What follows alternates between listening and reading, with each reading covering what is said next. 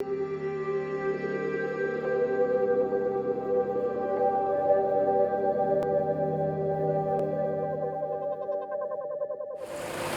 viewers and listeners, I'm Anara Khan and we're here at the Ministry of Health. In today's COVID-19 update, we'll be telling you more about the vaccines available here in Guyana and the type of face mask children should wear. Hello Minister, thank you so much for joining us again today.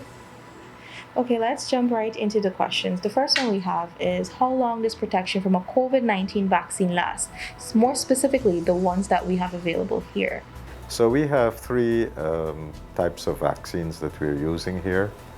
We have the AstraZeneca vaccine, we have Sinopharm vaccine, we have the Sputnik V. These have been the three main vaccines that we have utilized. In terms of the durability of the vaccine, how long that protection would last, there have been studies that are currently ongoing. But because people have only received these vaccines recently, we don't know the exact amount of time that you would get the protection. And so there's an ongoing evaluation. We know for sure now, because these vaccines have been in use for more than a year, and once you have both doses of these vaccines, that you will get protection for at least a year. That's based on the current evidence that we have. But of course, as we get more time and it is constantly being evaluated, we might find that it's lasting for more than a year, 2 years, and so forth. So this is an ongoing evaluation, and as we get data, the data would be published and we'll get a better understanding.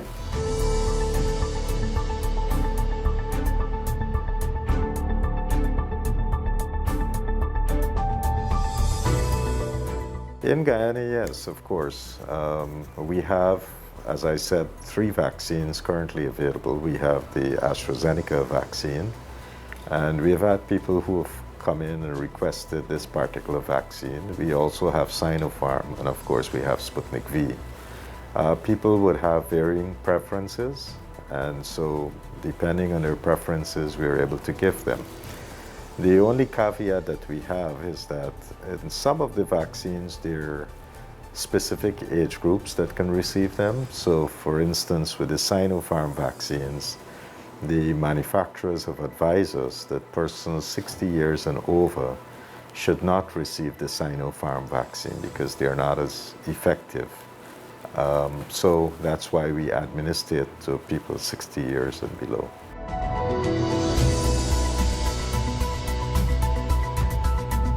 Some of the children who were there before, at least 2 of them, have been discharged.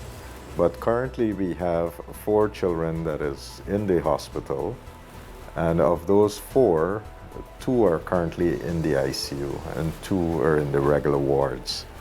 The 2 that are in the ICU, one has been there for some time now, and just early this morning, another child was admitted to the ICU. So we currently have 2 children in the ICU and 2 in the regular ward. So in total, we have 4 children that are currently in the hospital.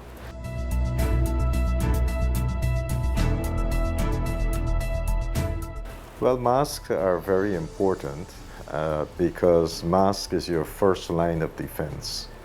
So if there's an infected person within your vicinity, and they don't have on a mask, the chances are when they speak or when they, whatever they do, the viral particles can spread from them to people around them.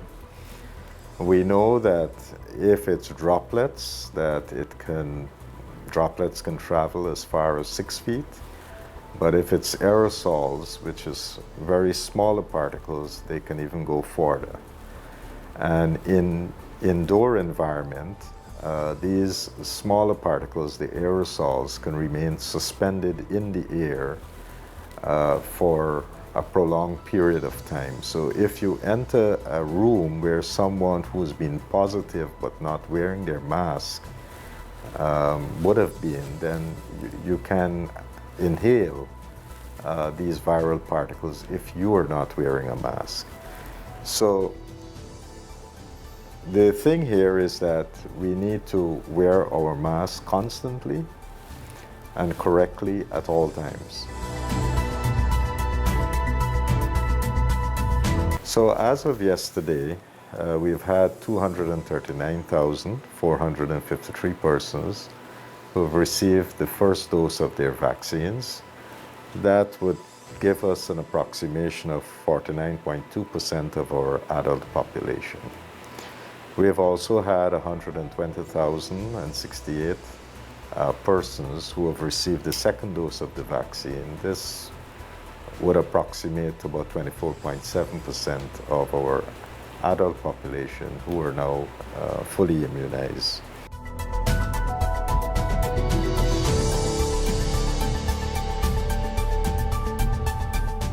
No. The vaccine is made with a small component of the virus to stimulate your immune response.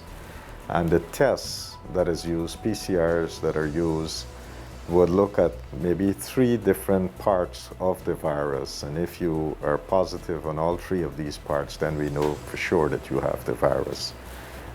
What we use to stimulate the immune response is not the same thing that we use to test. And therefore, there's no way if you get a vaccine that you will test positive. Okay, Minister, thank you so much for that, and thank you for your time today. This has been our COVID-19 update. For more information, you can log on to the Ministry of Health's website at health.gov.gy or dpi.gov.gy and our social media platforms.